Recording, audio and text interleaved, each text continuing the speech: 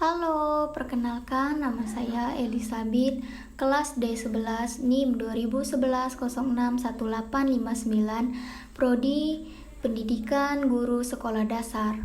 Baiklah, di sini saya akan menjelaskan tentang metode eksperimen. Strategi belajar mengajar SD, metode eksperimen.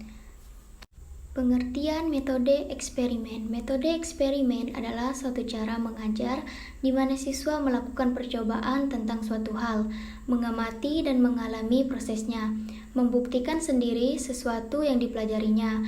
Kemudian, hasil pengamatan dan percobaan tersebut disampaikan ke kelas untuk dievaluasi bersama.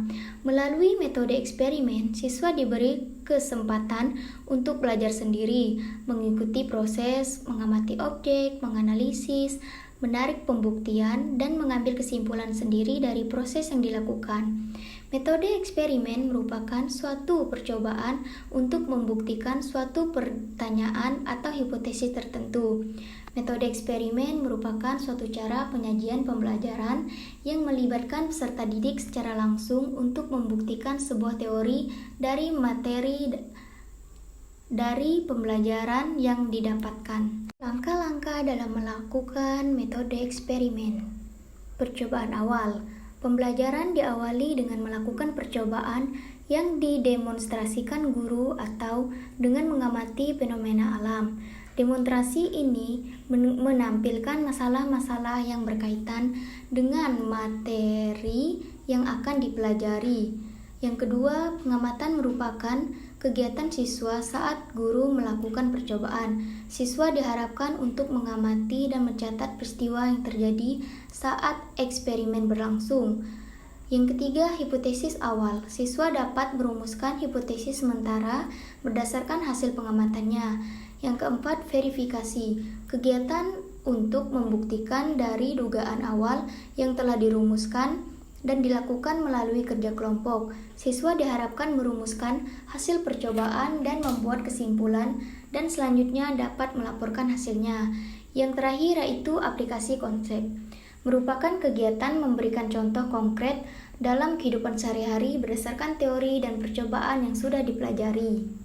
Baiklah, di sini ada beberapa kelebihan metode eksperimen. Kelebihan atau keunggulan metode eksperimen adalah sebagai berikut. Yang pertama, metode ini dapat membuat anak didik lebih percaya atas kebenaran atau kesimpulan berdasarkan percobaannya sendiri daripada hanya menerima kata guru atau buku. Yang kedua, anak didik dapat mengembangkan sikap untuk mengadakan studi eksplorasi atau menjelajahi tentang ilmu dan teknologi, suatu sikap yang dituntut dari seorang ilmuwan. Yang ketiga yaitu dengan metode ini akan terbina manusia yang dapat membawa terobosan-terobosan baru. Yang selanjutnya yaitu kekurangan metode eksperimen. Kekurangan atau kelemahan metode eksperimen adalah sebagai berikut. Yang pertama, tidak cukupnya alat-alat mengakibatkan tidak setiap anak didik berkesempatan mengadakan eksperimen. Yang kedua, jika eksperimen memerlukan jangka waktu yang lama, anak didik harus menanti untuk melanjutkan pelajaran. Yang terakhir yaitu metode ini lebih sesuai untuk menyajikan bidang-bidang ilmu dengan teknologi. Itu adalah kekurangan dari metode eksperimen. Di sini adalah contoh penerapan metode eksperimen pada anak sekolah dasar. Yang pertama, percobaan menggabungkan warna. Melalui percobaan ini, anak akan mengenali beberapa warna primer, yaitu merah, biru, dan kuning, dan warna sekunder atau campuran dari berbagai warna primer. Misalkan warna biru dicampur dengan warna kuning, maka akan berubah menjadi warna hijau. Yang kedua yaitu mengenal benda cair. Jika anak diajak bereksperimen menggunakan air, maka mereka akan sangat senang sekali. Ajaklah anak untuk mengetahui sifat-sifat air, salah satunya dengan menempatkan air ke dalam berbagai bentuk tempat. Karena sifat air adalah menempati ruang sesuai dengan bentuk bendanya. Yang ketiga yaitu rahasia telur mengapung.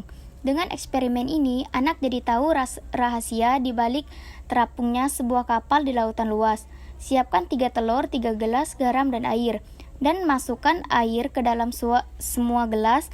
Gelas pertama diisi air, tidak dikasih garam, gelas kedua dikasih garam sedikit, dan gelas ketiga diberi garam yang cukup banyak. Lalu masukkan satu persatu telur ke dalam gelas tersebut. Maka akan didapat mana telur yang mengapung dan tidak. Percobaan tersebut menunjukkan pengaruh massa jenis air terhadap benda yang masuk ke air.